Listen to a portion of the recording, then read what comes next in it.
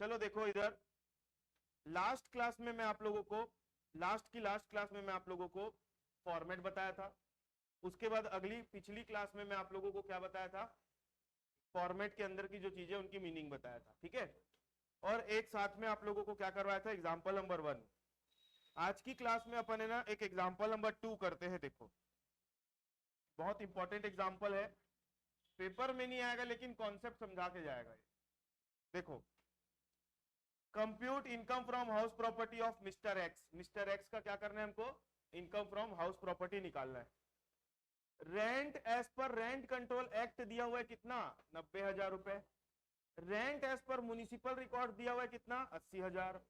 Rent of similar house of same locality दिया हुआ है 1,10,000। रेंट रिसीव्ड फ्रॉम टीनेंट है 10,000 पर मंथ। ये 4 टाइप की रेंट है। ये नाम आप लोगों को सुना सुना लग रहा है कि नहीं। जो रेंट हमको बताती है रेंट कंट्रोल एक्ट, हम उसको क्या बोलते हैं, स्टैंडर्ड रेंट। Standard rent. आप ही की जैसी आवाज है ना एकदम,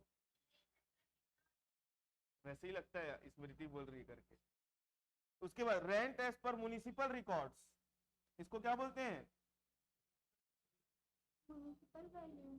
municipal value. Rent of similar house of same locality मतलब क्या है, फेयर रेंट।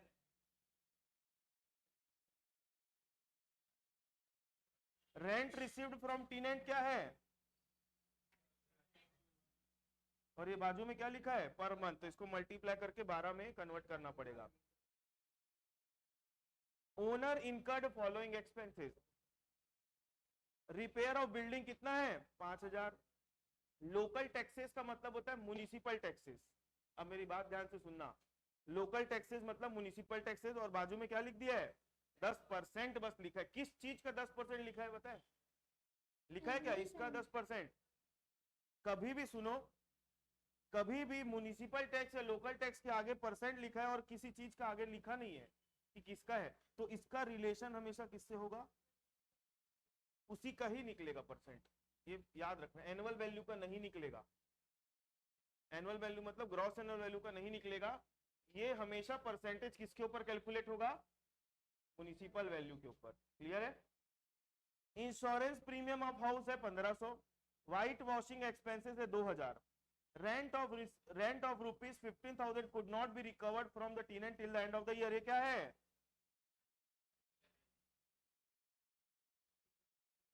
चलो क्वेश्चन सॉल्व करें। हाँ मैं बता रहा हूं सुनो, अपन जब इधर इधर जब अपन 30% का स्टैंडर्ड डिडक्शन लेते हैं ना, इधर इधर हम जब म्युनिसिपल वैल्यू सॉरी जब हम income from house property calculate करते हैं ना, तो सिर्फ 4 चीजें माइनस होती है। कौन कौन सी 4 चीजें माइनस होती है, शुरू में म्युनिसिपल टैक्स माइनस होता है, उसके बाद अनरियलाइज रेंट माइनस होता है, वो माइनस करने के बाद एनुअल वैल्यू में पहुंच जाते हो। एनुअल वैल्यू में फिर 2 चीजों को और माइनस करते, 30% स्टैंडर्ड डिडक्शन और इंटरेस्ट ऑन लोन। ये 4 चीज के अलावा और कोई भी चीज ऐसी नहीं है जो माइनस होती है। तो म्युनिसिपल टैक्स तो अपने आप में एक खर्चा है, अनरियलाइज रेंट भी अपने आप में एक यूनिक है। स्टैंडर्ड रेंट 30% लेने का मतलब यह है कि बाकी जो अदर एक्सपेंसेस अगर है ना, उसकी डिडक्शन नहीं मिलेगी, क्योंकि आप ऑलरेडी क्या कर चुके हो, 30% स्टैंडर्ड डिडक्शन ले चुके हो। तो क्वेश्चन में दिख रहा है ना आपको, rent of building, insurance premium, white washing expenses दिया है लेकिन काम का नहीं, क्योंकि आप 30% इसके नाम से क्या किए हो, ले चुके हो। आप लोगों को इसके बारे में और डिटेल में पढ़ना है ना, मैंने लिखवाया है, पढ़ो। आप लोग पढ़े नहीं हो, पढ़ो क्या लिखा है। Standard deduction is compulsory deduction from annual value, that is at the rate of 30% of annual value with respect to various expenditure relating to house property. After taking standard deduction, no deduction for other expenses like repair, insurance, whitewashing is not allowed. No matter amount of actual expenditure is more or less as compared to the amount of standard deduction. इसका मतलब यह है कि जब आप 30% standard deduction minus करोगे ना, तो उसकी जो अमाउंट आएगी, उस अमाउंट का इस अमाउंट से कोई लेना देना नहीं है। मतलब उसकी एक्चुअल अमाउंट जो है उस इनसे कंपेयर करोगे, वो कम या ज्यादा हो उससे मैटर नहीं करता। आपको फिक्स 30% माइनस करना है, मतलब करना है, और कंपलसरी डिडक्शन है, लेना ही है, ठीक है, लेना ही है। देखो अब मैं क्वेश्चन सॉल्व कर रहा हूं, आप लोग चेक करो आपका आंसर यही आया कि नहीं। हेडिंग डालेंगे कंप्यूटेशन ऑफ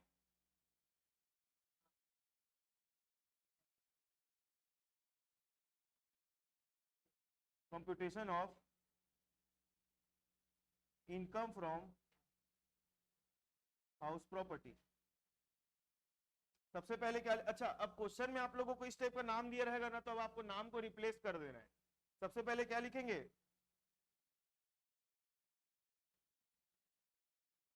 म्युनिसिपल वैल्यू, कितना दिया म्युनिसिपल वैल्यू, 80,000 रुपए।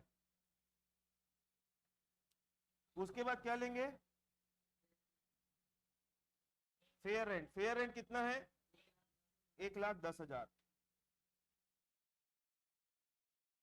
दोनों में जो ज्यादा होगा which ever is,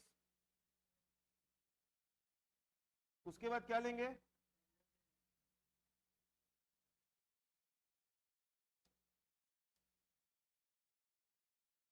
which ever is lower. ये जो आएगा इसको क्या बोलेंगे,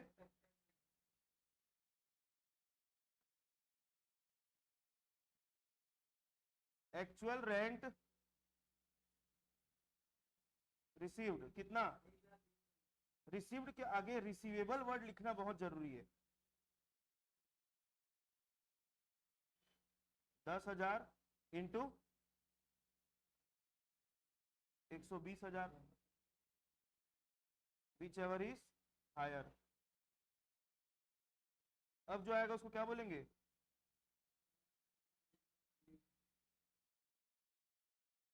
लेस।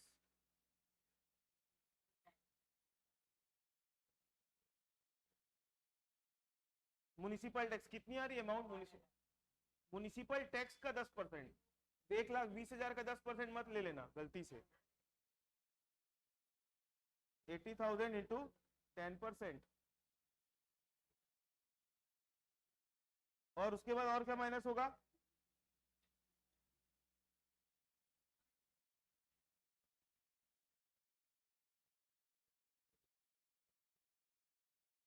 ये माइनस कर दो, 97,000 आया।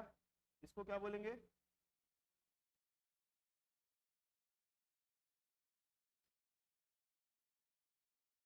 एनुअल वैल्यू आ गया। अब एनुअल वैल्यू में क्या माइनस करते हैं, ये लिखना है वर्ड डिडक्शन अंडर सेक्शन 24।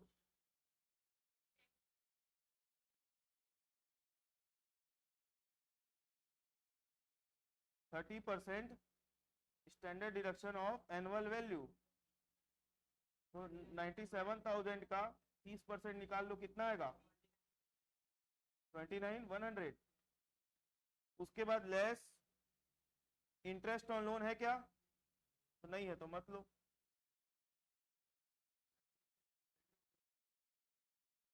ये जो आएगा इसको क्या बोलेंगे, इनकम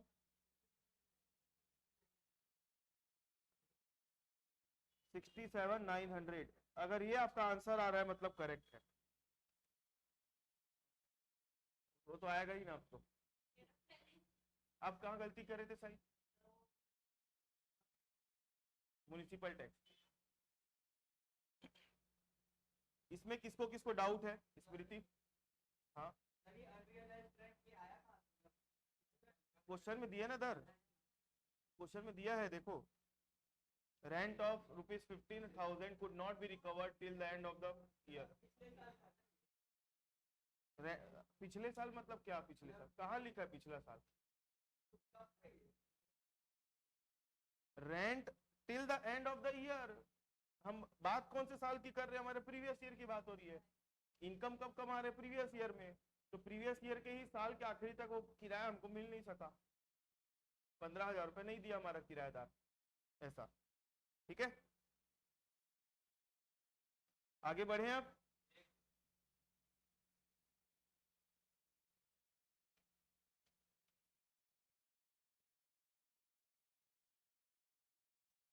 स्क्रीनशॉट ले लो।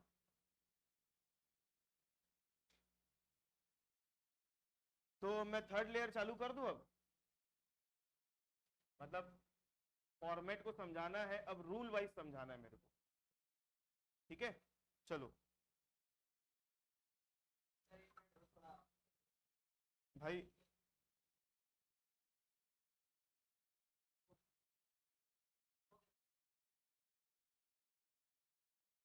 चलो मैं रूल वाइज अब आप लोगों को समझा रहा हूं।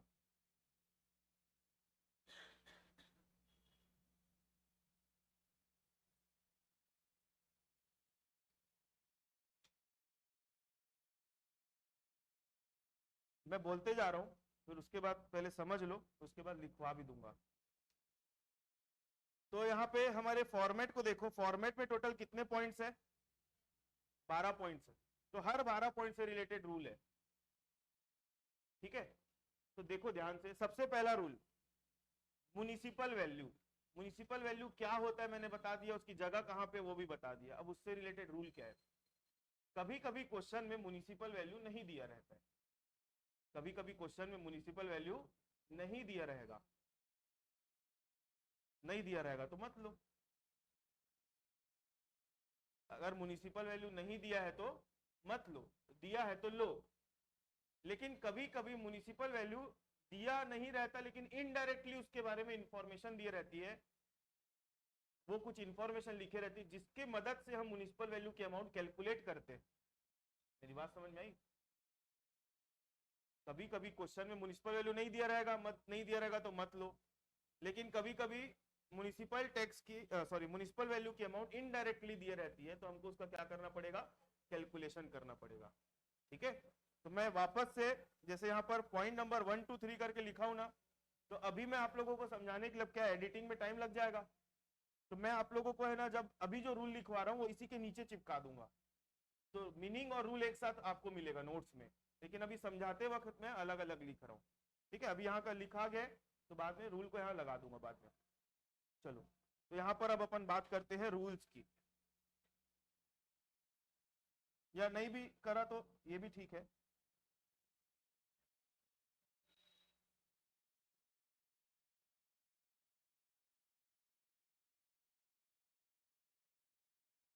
रूल्स,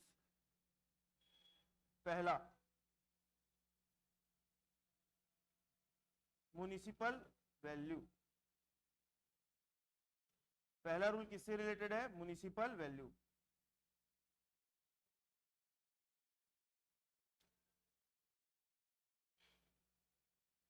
तो रूल है ना, मैं समझाने के लिए लिख रहा हूं ना, तो समझाने के लिख रहा हूं मैं, तो हिंदी इंग्लिश दोनों का यूज करूंगा मैं।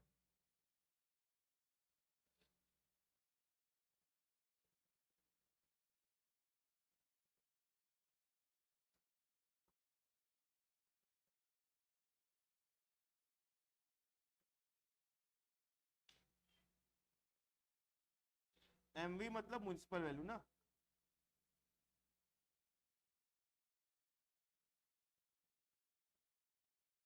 कभी कभी क्वेश्चन में म्युनिसिपल वैल्यू नहीं दिया रहेगा, या फिर मेरे थोड़ा पीछे चलना,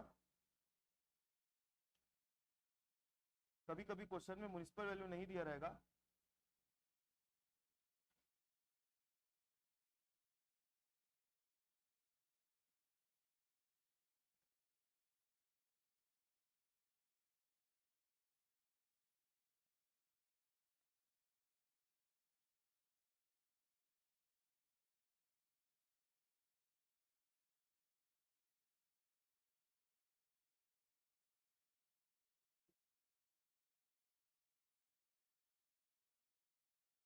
बट उसकी कैलकुलेशन करने के लिए कुछ इंफॉर्मेशन दी होगी, इंफॉर्मेशन क्वेश्चन में दी होगी।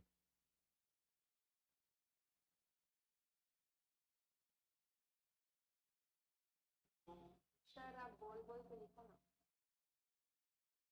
मैं बोल के लिखूंगा, मेरे को क्या वर्ड्स जमाने पड़ रहे हैं ना, तो मैं लिखने के बाद एक बार वो कर दूंगा। कभी कभी क्वेश्चन में म्युनिसिपल वैल्यू, अब क्या बोल के लिखना कब पॉसिबल होता है? जब मैं कुछ देख के लिख रहा हूँ, मैं तो अभी अपने मन से लिख रहा हूँ ना, तो सिंक्रोनाइजेशन नहीं बैठता है हाथ और बोलने का। कभी कभी क्वेश्चन में म्युनिसिपल वैल्यू नहीं दी रहेगी, लेकिन उसकी कैलकुलेशन करने के लिए कुछ इंफॉर्मेशन क्वेश्चन में दी रहेगी, तो उस केस में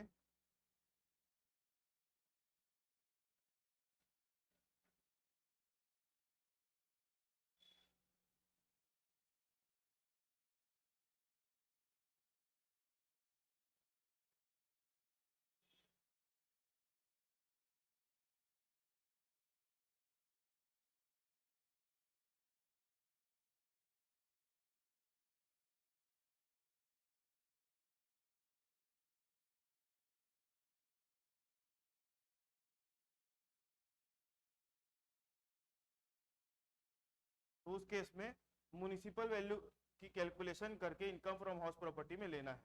ठीक है, जैसे देखो एग्जाम्पल इधर देखो,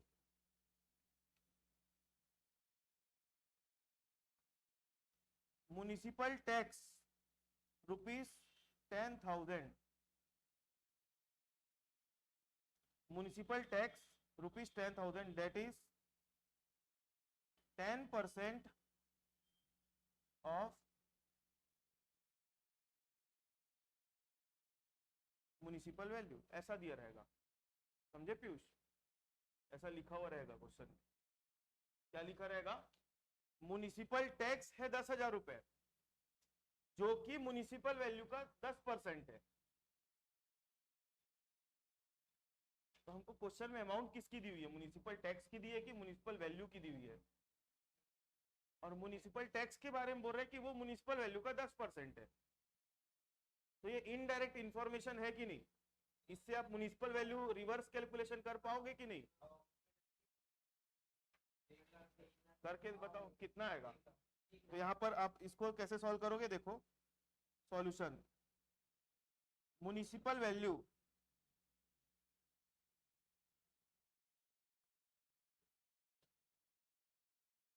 is equal to 10,000 into 100 divide by 10 is equal to कितना हो जाएगा? 1,00,000 रुपए। मतलब मैंने उल्टा कर दिया फॉर्मूले को। आई बात समझ? जैसे अभी क्वेश्चन अपन जो बनाए थोड़ी देर पहले, ये क्वेश्चन में क्या लिखा था? म्युनिसिपल टैक्स 10% था, किसका? म्युनिसिपल वैल्यू का। तो हमने म्युनिसिपल वैल्यू का 10% निकाला, तो आंसर कितना आया था? 8,000 आया था। 8,000 आया था कि नहीं? अब अपने को अगर इसी क्वेश्चन में उल्टा करना है, लिखा रहेगा म्युनिसिपल टैक्स जो है 8,000 है, तो बताओ म्युनिसिपल वैल्यू कितना होगा? जो कि 10% है, तो 8,000 इंटू 100/10 उल्टा कर दो तो कितना होगा?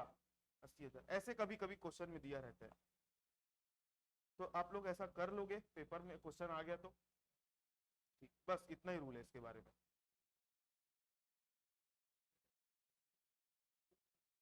सेकेंड नंबर,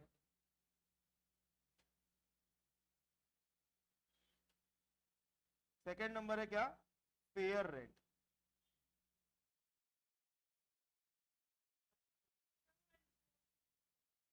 ऊपर का लिख रहे हो क्या? Fair rent.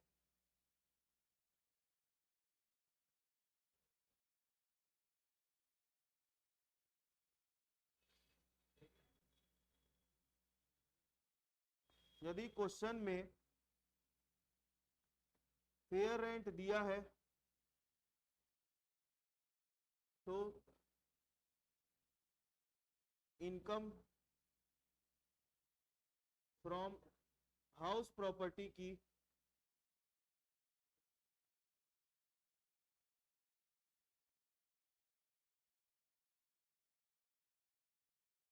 Income from house property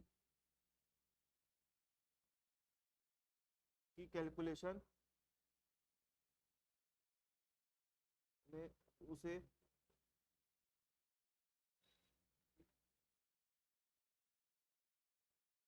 लेना है। ठीक है, यदि क्वेश्चन में फेयर रेंट नहीं दिया होगा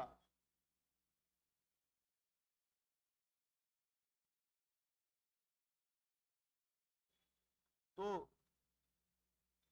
उसकी calculation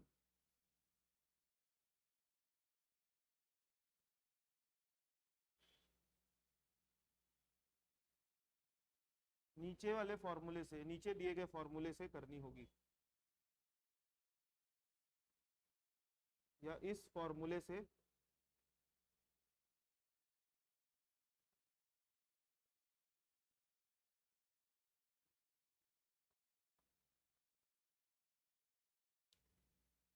fair rent is equal to rent received per month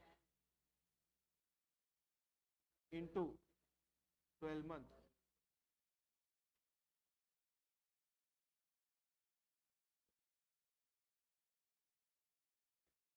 rent receive या एक्चुअल लिख दो ना ऊपर में।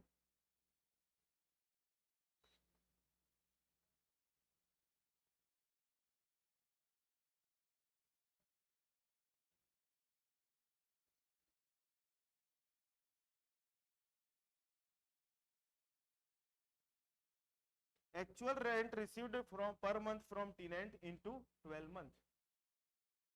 ये फॉर्मूला है किसका? फेयर रेंट का। ये कब लगाना है फॉर्मूला? जब फेयर रेंट नहीं दिया रहेगा तब, ठीक है। और जब दिया रहेगा तो जो क्वेश्चन में दिया रहेगा वही लगा लेना है।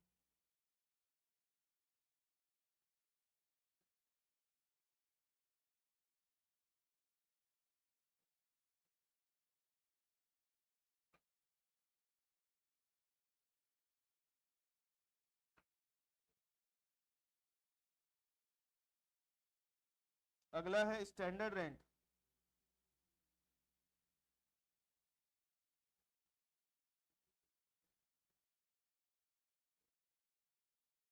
स्टैंडर्ड रेंट क्वेश्चन में दिया होगा तो लेना है, नहीं दिया होगा तो नहीं लेना है।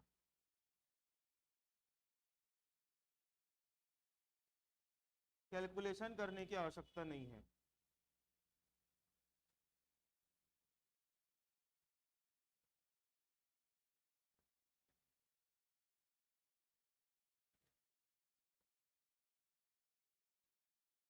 कैलकुलेशन करने की रिक्वायरमेंट नहीं है।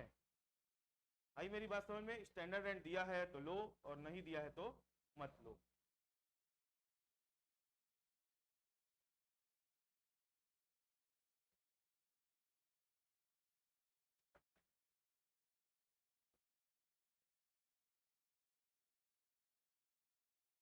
Fourth number,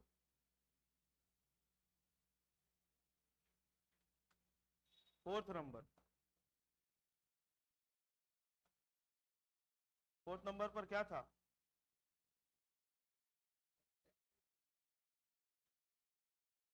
expected rent, no rule. इसके लिए कोई अलग से रूल नहीं है। फॉर्मेट में पता है ना कहाँ से आता है एक्सपेक्टेड रेंट? म्युनिसिपल वैल्यू और फेयर रेंट में जो बड़ा है वो, और स्टैंडर्ड रेंट में जो छोटा है वो एक्सपेक्टेड रेंट बन जाएगा। तो इसके लिए कोई रूल नहीं है। पांचवें नंबर पर आ जाओ।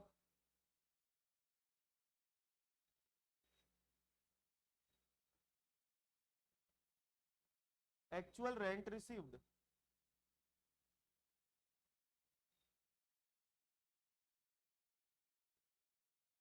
और रिसीवेबल।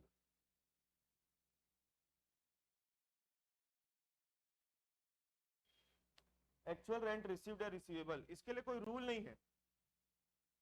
मतलब ये तो एक्चुअल रेंट रिसीव्ड या रिसीवेबल। एक बात बताओ, एक्चुअल रेंट रिसीव्ड जो है, स्लाइड से थोड़ा डाउन। एक्चुअल रेंट रिसीव्ड अगर क्वेश्चन में नहीं दिया रहेगा, ऐसा हो ही नहीं सकता। आप लोगों को अभी है ना थोड़े दिन के बाद, एक दो क्लास के बाद, मकान का यूज बताऊंगा मैं। मकान का यूज मतलब मकान का, कि जो मकान का मालिक है वो मकान का यूज कैसे करता है। मकान का यूज मेनली दो टाइप से होता है, एक सेल्फ ऑक्यूपाइड होता है और एक लेट आउट होता है। मकान का यूज दो टाइप से होता है। कैसा कैसा? सेल्फ ऑक्यूपाइड और दूसरा होता है लेट आउट। सेल्फ ऑक्यूपाइड का मतलब होता है खुद यूज करना, और लेट आउट का मतलब होता है किराए पर देना। अब एक बात बताओ, जब मकान सेल्फ ऑक्यूपाइड है, सेल्फ ऑक्यूपाइड मतलब खुद रह रहा है मकान का मालिक, तो उसको कहीं से किराया मिलेगा? नहीं मिलेगा। आप सोचो ना यार, आप मकान के मालिक को किसी को किराए में दिए ही नहीं हो, तो आपको किराया मिलेगा? नहीं। लेकिन अगर आपने मकान को क्या करके रखा हुआ है? लेट आउट करके रखा हुआ है। क्या करके रखा हुआ है? लेट आउट, किराए पर दिया है, तो आपको किराया मिलेगा। तो यहाँ पे मैं लिख दे रहा हूं,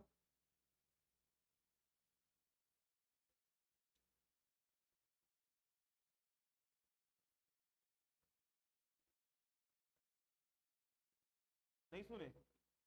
सेल्फ ऑक्यूपाइड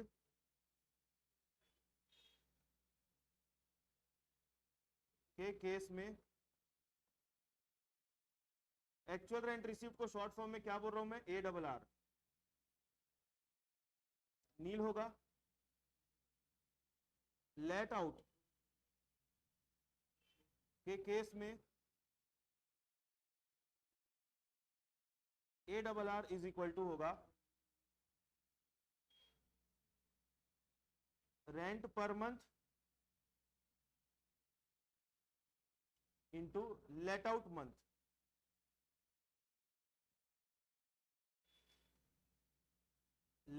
रेंट पर month into let out month.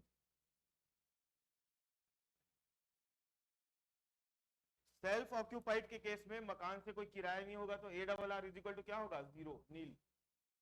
ठीक है। और लेट आउट के केस में ARR इज इक्वल टू क्या होगा? लेट आउट के केस में ARR इज इक्वल टू क्या होगा? जो हर महीने किराया आता है वो into let out per month. Let out per month मतलब किराए में दिए हुए महीने कितने हैं।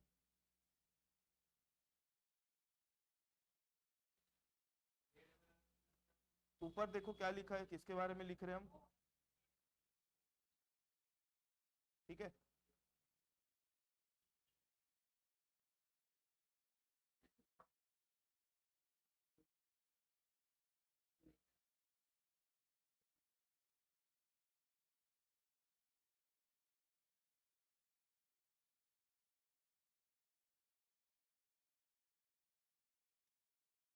चलो यहां तक हो गया, आगे बढ़े। एक्चुअल रेंट रिसीव्ड के बाद क्या आता है? एक्चुअल रेंट रिसीव्ड के बाद क्या आता है? Gross annual value.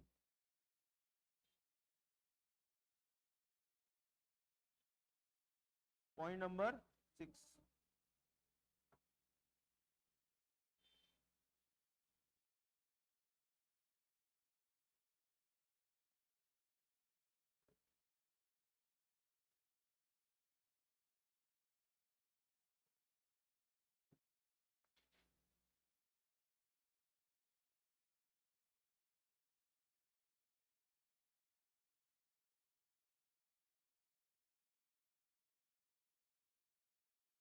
Gross annual value सुनो, इसके लिए यहां पर ऐसा लिखोगे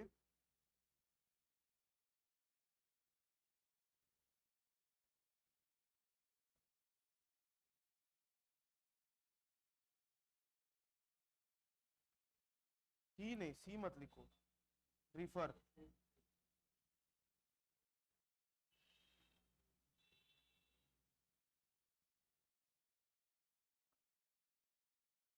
रिफर केसेस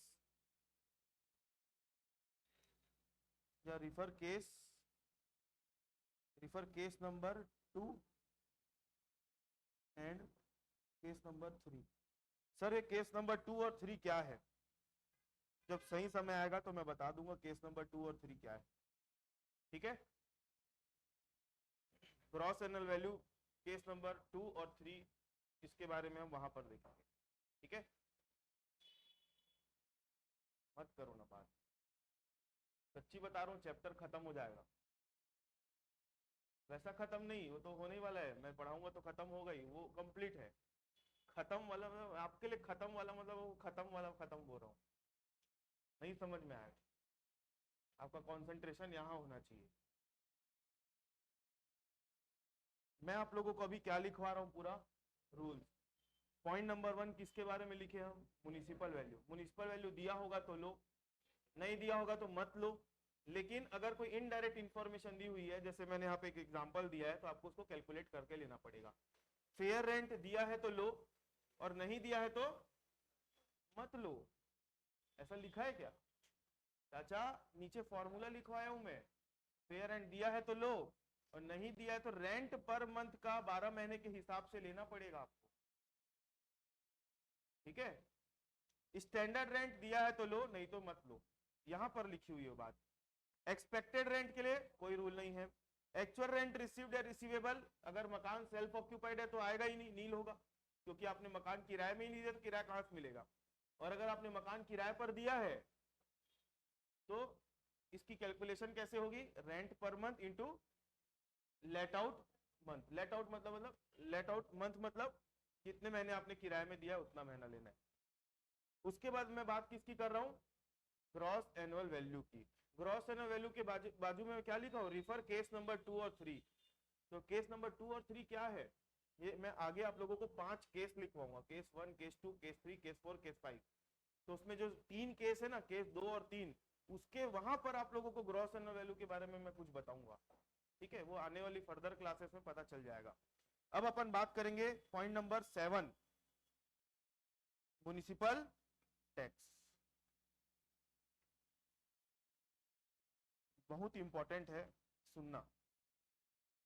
अच्छा, आप लोगों को मालूम है, मैं आप लोगों को जो भी चीज बता रहा हूं ना, अगर आप लोगों ने ध्यान से सुना भी बस है, आप लोगों का पेपर का pattern practical oriented theory based हो गया है।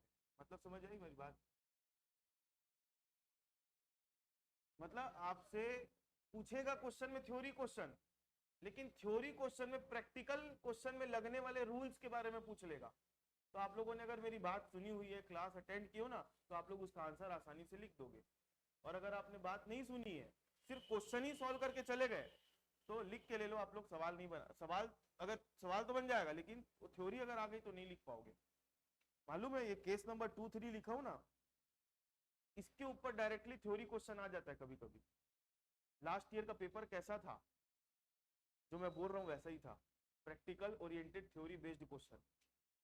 तो आप लोगों ने रूल्स को भी ध्यान से समझना है, ताकि आप लोगों से अगर कुछ पूछ लिया जाए तो आप लोग उसके लिख तो पाओ, ठीक है।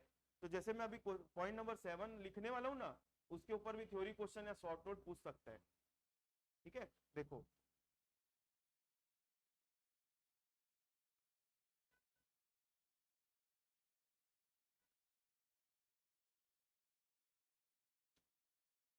म्युनिसिपल टैक्स, म्युनिसिपल टैक्स को और किस नाम से जाना जाता है, लोकल टैक्स। भाई मोबाइल अंदर रख दो तो यार, अंदर रख दो। म्युनिसिपल टैक्स को और क्या बोलते हैं, लोकल टैक्स। म्युनिसिपल टैक्स का क्या करते हैं, फॉर्मेट में म्युनिसिपल टैक्स का क्या करते हैं, ग्रॉस एनुअल वैल्यू में से माइनस करते हैं। माइनस करने का मतलब होता है कि हम म्युनिसिपल टैक्स की डिडक्शन ले रहे हैं, यही मैं बोलूंगा कि कुछ और बोलूंगा। माइनस करना मतलब डिडक्ट करना। मतलब मैं अगर एक लैंग्वेज में बोलूं उसको सेंटेंस में, तो उसको क्या बोलेंगे कि हम ग्रॉस एनुअल वैल्यू में म्युनिसिपल टैक्स की क्या करते हैं, डिडक्शन लेते हैं। लेकिन कभी कभी म्युनिसिपल टैक्स की डिडक्शन अलाउड नहीं होती। मतलब आप लोग क्वेश्चन सॉल्व करने बैठोगे ना, म्युनिसिपल टैक्स दिया भी रहेगा तो भी आपको माइनस नहीं करना है, और कभी कभी दिया रहेगा तो माइनस करना है। तो ऐसे कौन से कंडीशन है जहां पे माइनस करते हैं, मतलब डिडक्ट करते हैं, और कभी कभी कब नहीं करते। अब सुनो मेरी बात, कम से कम इसके बारे में, मतलब ये कॉन्सेप्चुअल है ना, बहुत ध्यान से सुनना। पहला रूल,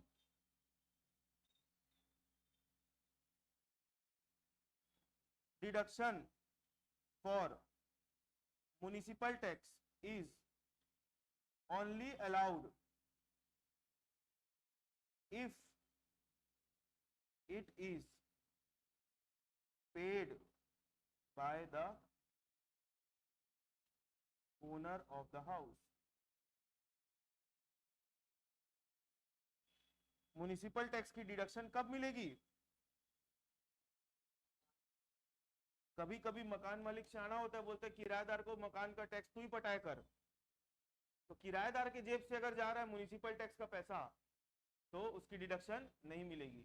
म्युनिसिपल टैक्स की डिडक्शन कब मिलेगी, जब उसका पेमेंट किसके जेब से जाना चाहिए, ओनर के जेब से जाना चाहिए।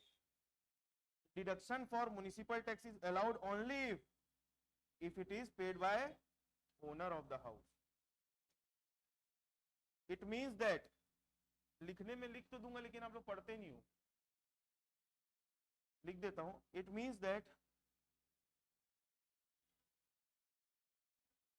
if municipal tax is paid by the tenant, then no such deduction is allowed.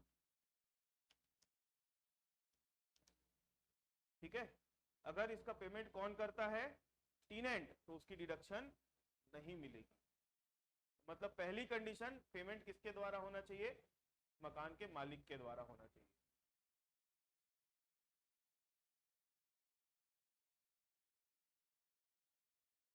Second point इसी में,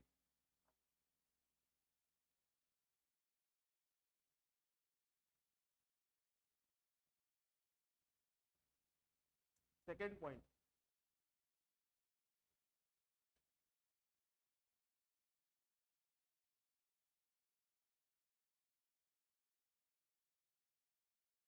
deduction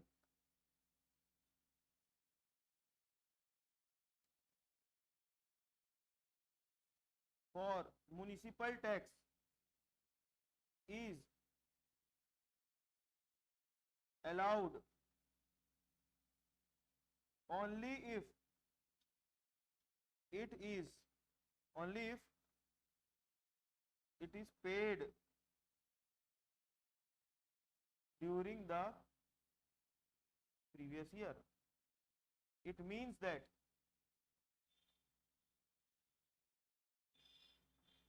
if municipal tax is unpaid during the previous year, then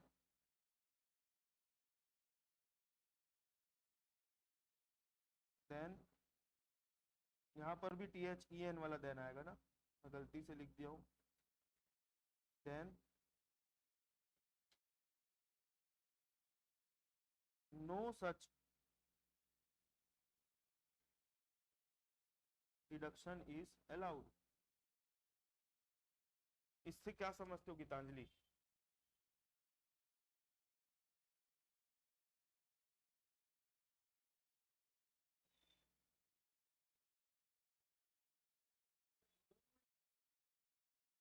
हाँ,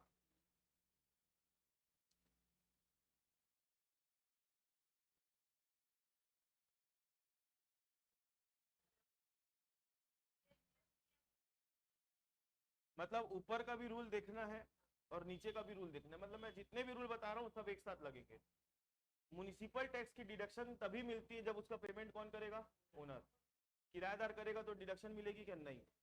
अब दूसरी बात, चलो ठीक है, ओनर करता तो है पेमेंट, लेकिन प्रीवियस ईयर में पेमेंट ही नहीं किया है, अनपेड रह गया म्युनिसिपल टैक्स.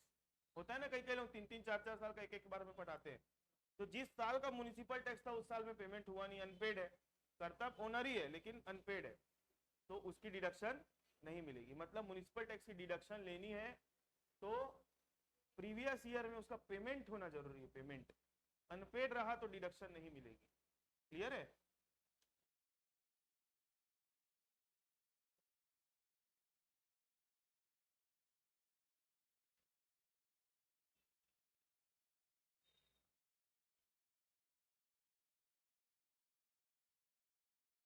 यहाँ पे एग्जाम्पल लू. Example number 1, municipal tax ₹10,000. Municipal tax कितना है, 10,000 है, paid by the owner. Municipal tax ₹10,000 paid by the owner during 2022-23. बताओ डिडक्शन कितने की मिलेगी?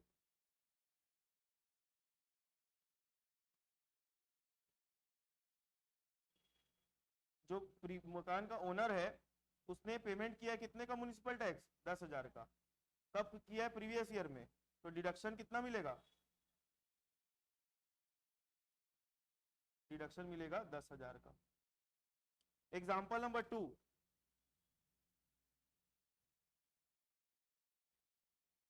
Municipal tax ₹10,000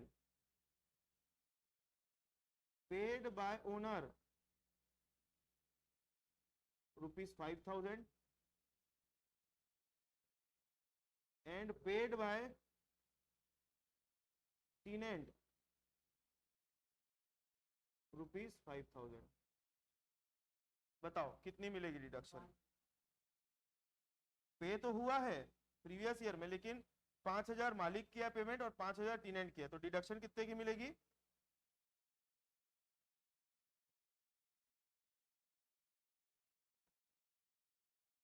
example number 3,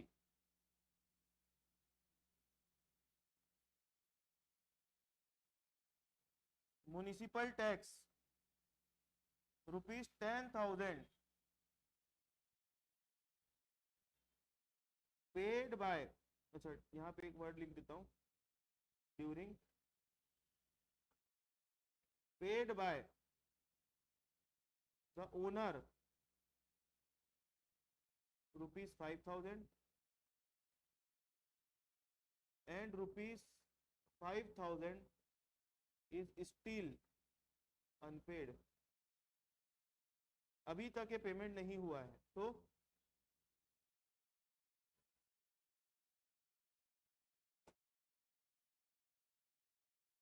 during 22-23 कितने की डिडक्शन मिलेगी? जितना पे हुआ है उतने की डिडक्शन मिलेगी। ठीक है, और लास्ट एक म्युनिसिपल टैक्स ₹10,000 इज अनपेड, तो डिडक्शन कितने की मिलेगी? इज इक्वल टू, मिलेगी कि नहीं। तो ये 4 एग्जाम्पल, 4 पॉसिबिलिटीज को बताता है। क्वेश्चन में आप लोगों को यही सब घुमा घुमा के देगा। ठीक है, एक और रूल है इसके बारे में। थोड़ा सा ऊपर का भी दिखाइए। हाँ,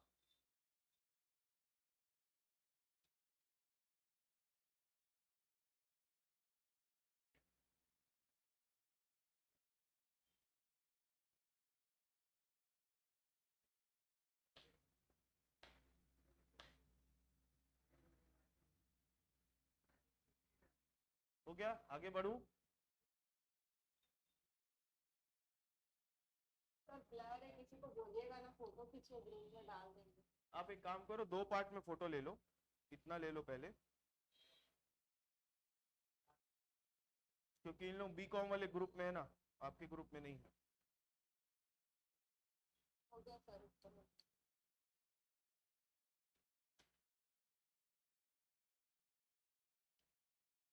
इतना और ले लो।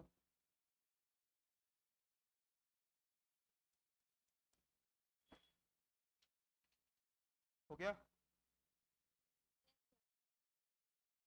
चलो लास्ट रूल म्युनिसिपल टैक्स के बारे में क्या हो सकता है, कोई अनुमान लगा सकता है लास्ट रूल क्या होगा?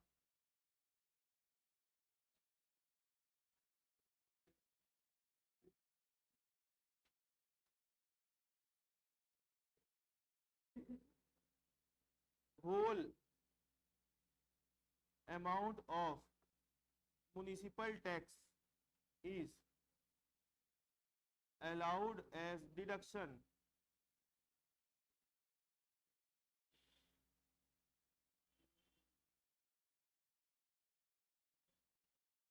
if it is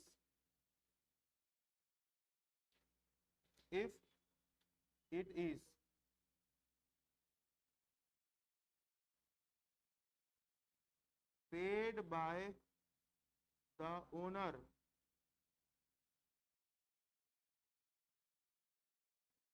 during the previous year, irrespective of the number of years। इससे क्या समझ पा रहे हो, बता पाओगे? Whole amount of municipal tax is allowed as deduction if it is paid by the owner of the house during the previous year, irrespective of the number of years।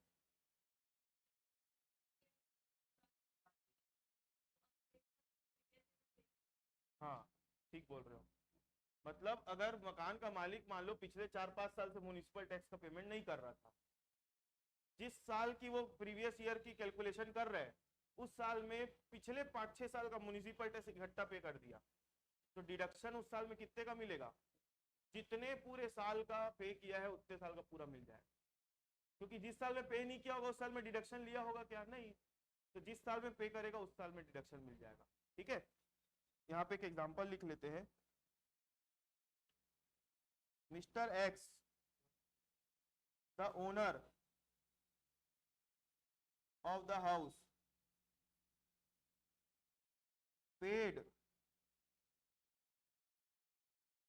municipal tax of rupees 10,000 per year. P Y मतलब per year, नहीं काट के per year लिखते हैं, per year municipal tax sorry, Mr. X, the owner of the house, paid municipal tax rupees 10,000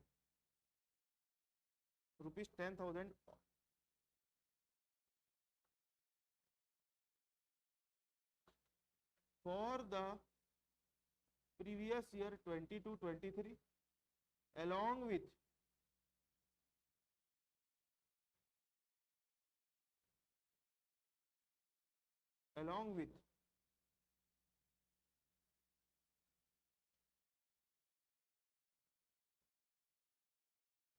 municipal Mr. X, the owner of the house, paid municipal tax of rupees 10,000 of the for the previous year 22-23 along with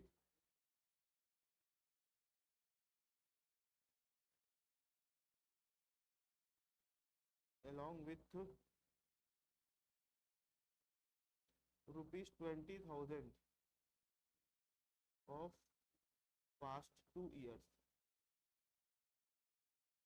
देखो mister x जो है मकान का मालिक, उसने क्या किया? Municipal tax का पेमेंट किया। कितना? प्रीवियस ईयर का 10,000 और पिछले प्रीवियस ईयर के पहले के 2 साल का कितना? 20,000। तो टोटल म्युनिसिपल टैक्स वो कितना पे कर रहा है?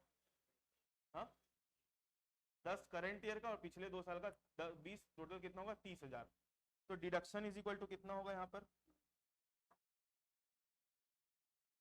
Deduction is equal to 10,000 plus 20,000 is equal to कितना होगा? 30,000।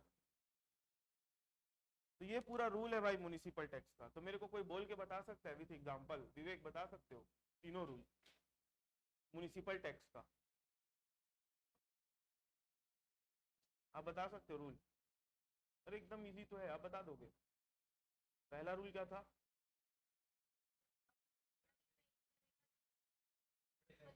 म्युनिसिपल टैक्स की डिडक्शन तभी मिलेगी जब ओनर पे कर रहा है। ठीक है, दूसरा?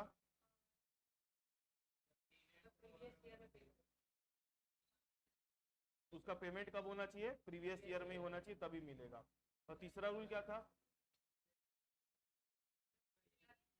तीसरा यही वाला रूल है कि प्रीवियस ईयर में जितना भी पे करे पूरे का डिडक्शन मिलेगा, होल अमाउंट ऑफ डिडक्शन। ठीक है, तो ये पूरा रूल है भाई म्युनिसिपल टैक्स का। अगर मान लो शॉर्ट नोट आ गया, लिख लोगे कि नहीं लिख लोगे? तो शॉर्ट नोट आएगा तो क्या लिखोगे मालूम है?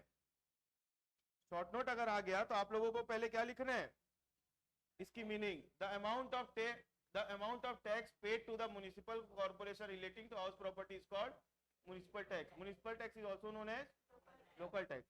Deduction for municipal tax is allowed only if it is paid by the owner of the house during the previous year, paid during the previous year, and whole amount of municipal tax is allowed as deduction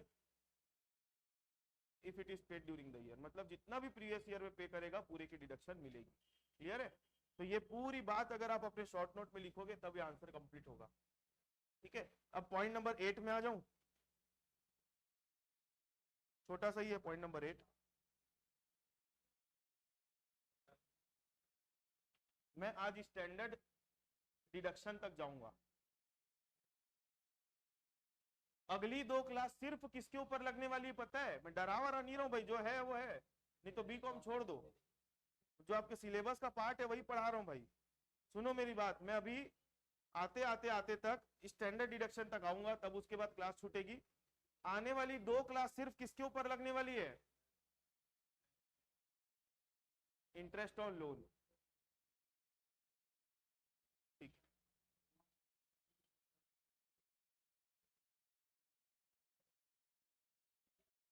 point number 8,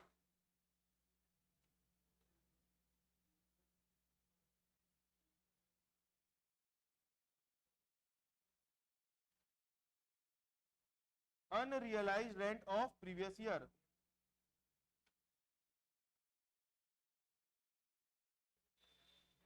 unrealised rent of previous year.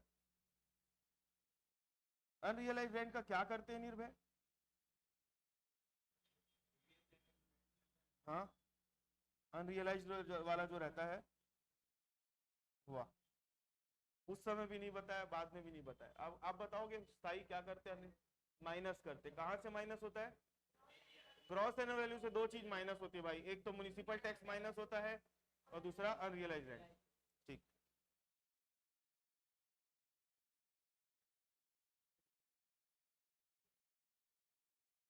Deduction for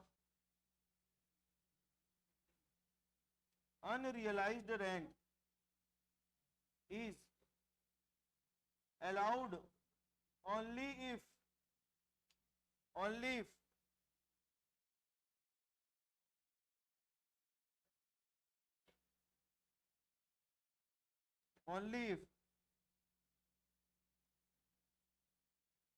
conditions of rule 4 are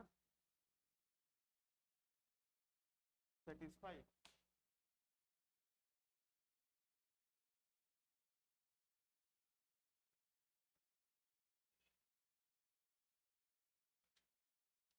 If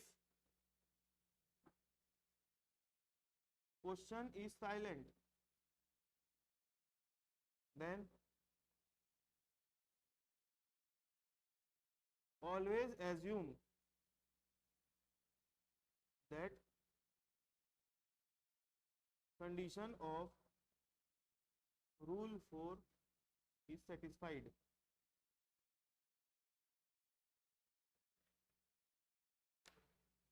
बस इतना ही rule है इसका। सुनो, इधर इधर unrealise rent की deduction कब मिलेगी? जब कंडीशन ऑफ रूल 4। अब पहले ये समझो रूल 4 क्या है। रूल 4 ये वाला रूल 4 नहीं भाई, ये जो अपन लिख रहे हैं रूल्स, ये 4 नंबर का रूल नहीं है, एक्सपेक्टेड रेंट वाला रूल नहीं है, ये कुछ और रूल 4 है। आप लोग इससे रिलेट मत कर लेना उसको। सुनो मेरी बात, हम अभी कौन सा सब्जेक्ट पढ़ रहे हैं? इनकम टैक्स पढ़ रहे हैं। इनकम टैक्स में जो भी पढ़ रहे हैं वो सारी बातें कहाँ लिखी हुई? इनकम टैक्स एक्ट में लिखी हुई है। कहाँ लिखी हुई है?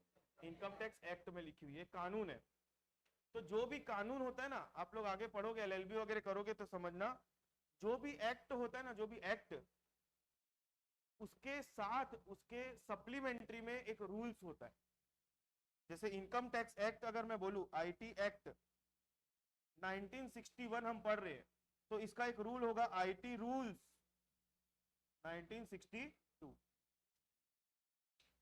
ठीक है, इसके अंदर एक रूल 4 करके कोई चीज है, क्या है मैं बताऊंगा।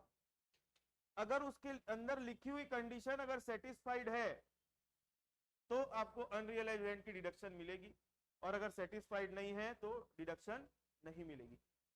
ठीक है, तो आपको रूल 4 पढ़ने की जरूरत नहीं है, ना याद करने की जरूरत है, सिर्फ वो वर्ड याद रखना है, condition of rule 4 satisfied then deduction will be allowed, and condition of rule 4 not satisfied then deduction will not be allowed. इतना ही याद रखना है बस।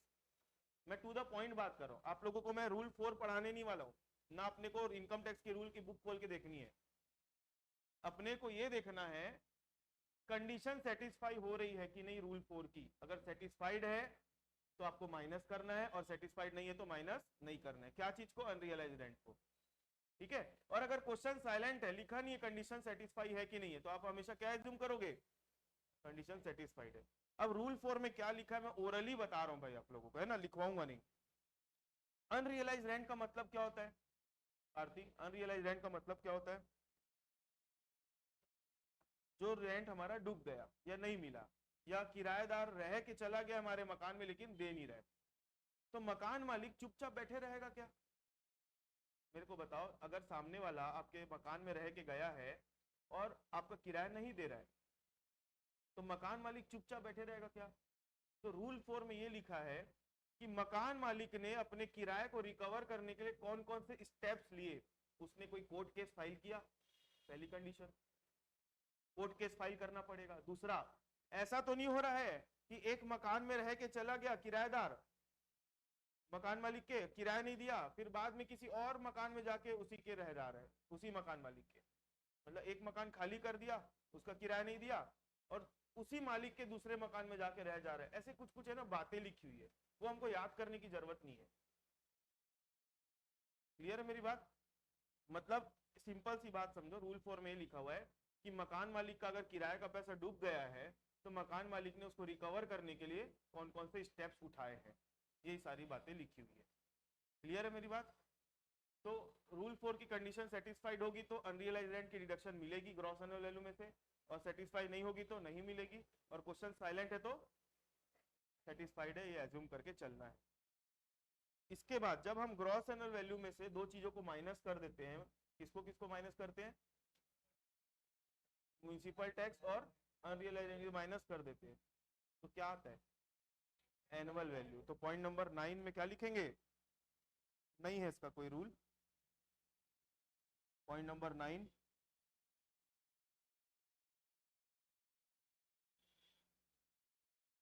Annual value. रुक जाओ, अभी रिकॉर्डिंग चल रहा है, 5 मिनट के बाद। Annual value refer case number 1। Case number 2 और 3 की बात कहाँ किया था मैं? ग्रॉस एनुअल वैल्यू में। और मैं केस नंबर 1 की बात कहाँ कर रहा हूँ? Annual value. 5 केस लिखेंगे टोटल। अब उसके बाद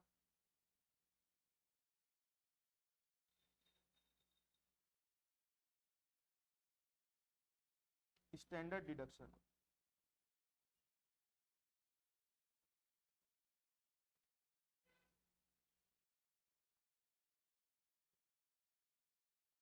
standard deduction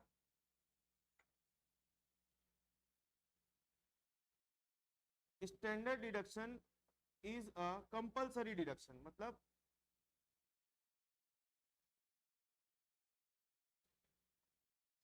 it is a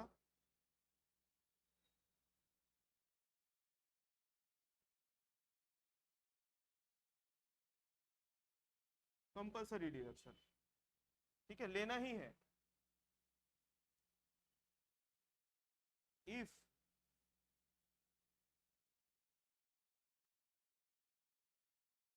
various expenses like repairs,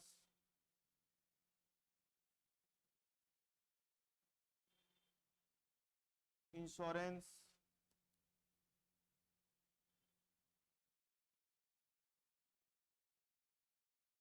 whitewashing expenses, etc. are given in question, then no need to, then no deduction, then no deduction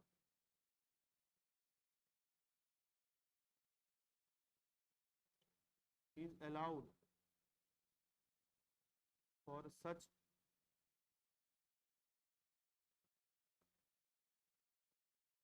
expenses.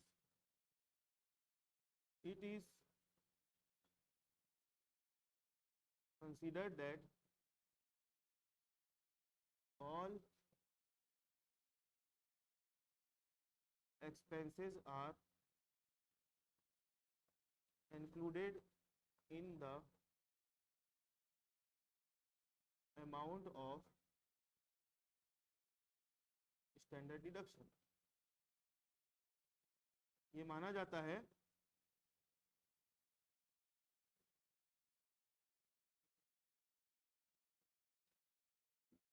माना जाता है कि सारे जो खर्चे हैं ना चिल्लर चिल्लर, उसकी पूरी अमाउंट किसमें इंक्लूड है, स्टैंडर्ड डिडक्शन में इंक्लूड है। ठीक है, और एक चीज यहाँ पे और लिख लेना स्टैंडर्ड डिडक्शन के बारे में, पॉइंट नंबर ये था ना, if in case annual value in case annual value is nil or negative, in case annual value कभी कभी क्या होती है, नील आ जाएगी या फिर निगेटिव माइनस में आ जाएगी, देन नो स्टैंडर्ड डिडक्शन